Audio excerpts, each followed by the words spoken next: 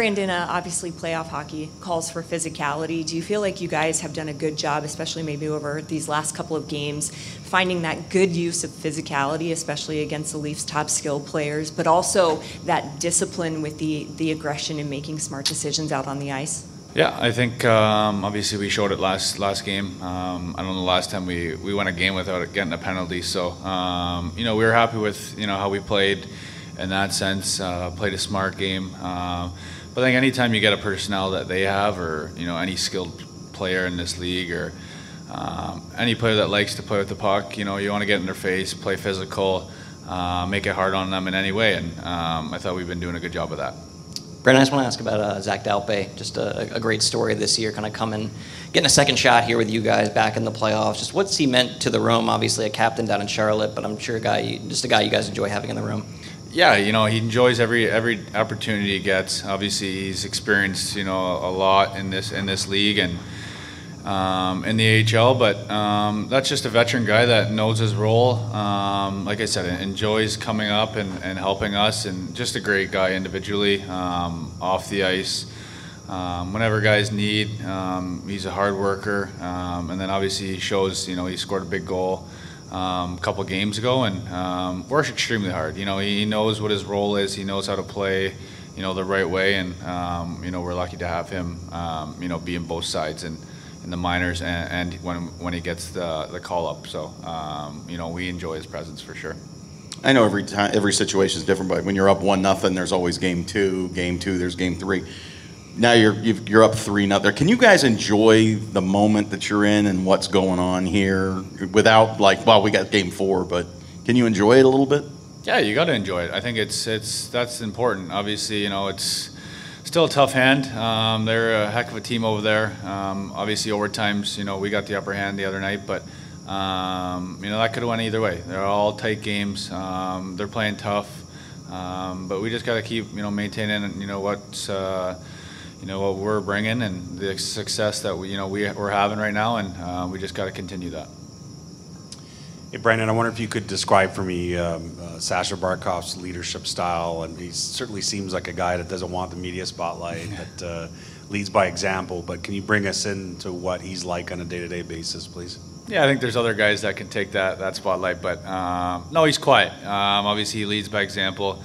Everyone, when he speaks up or what he does off the ice, guys see that, and obviously when he's on the ice, the leadership that he brings and the amount of minutes that he crunches, and every crucial aspect of a game, that guy's out there. So whether he's talking or not, we got other guys to step up and do that, which is great for our locker room and our team. And but obviously, the way he presents himself, the way he works off the ice, and then obviously it shows on the ice. It's tremendous. The type of guy he is, type of human he is, and then obviously the player everyone knows. So we're lucky to have him.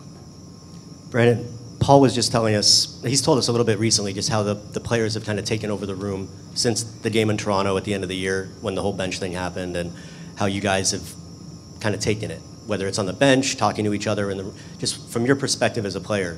How do you see that you guys have been able to kind of take over the leadership and run the ship?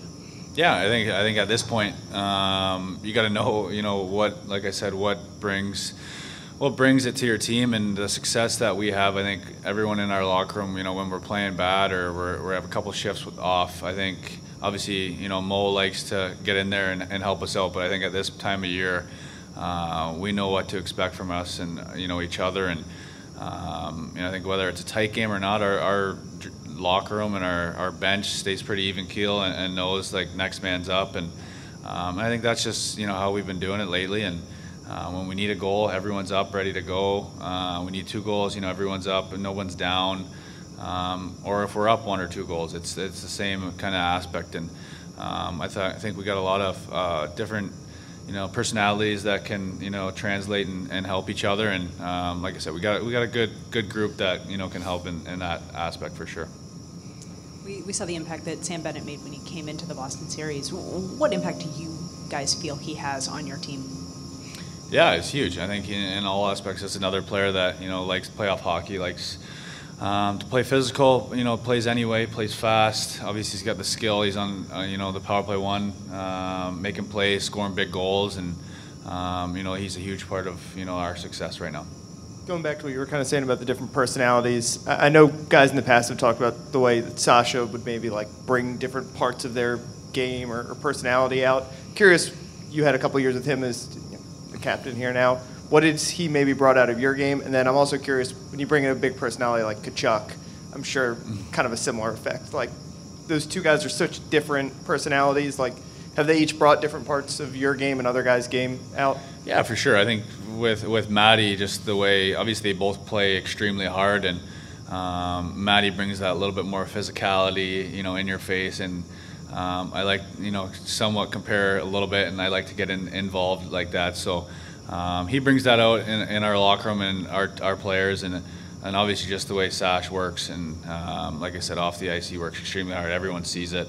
You guys see it. It's one of the hardest workers that I've seen personally since I played, and then obviously he just shows it on the ice. And when you got your captain making big plays and being out there in big time minutes, that just pushes everyone else to try to play up to, or try as close to play up to his level as you can. So to have two guys like that have different personalities and different ways to play the game and go by the game, that helps in any way. Brendan, to your right, you went from a team that could have missed the playoffs to beating the Boston Bruins and now potentially sweeping the Toronto Maple Leafs, the second best team in these playoffs, apparently, from Matthew Tkachuk. At this point, is being oblivious to the situation still the key to your success, or do you let your ambitions grow? Yeah, I think it's one of those things where I don't think we see now as being either an 8 seed or coming close to not making playoffs. I think it's just worrying about kind of day by day and what success, what we've brought and how we're playing. And I think that's just day by day we're focusing on. Obviously, the last series was, a big series, a big emotional series that, we came out of. And I think we're just trying to bring that now. And like you said, it's another tough team.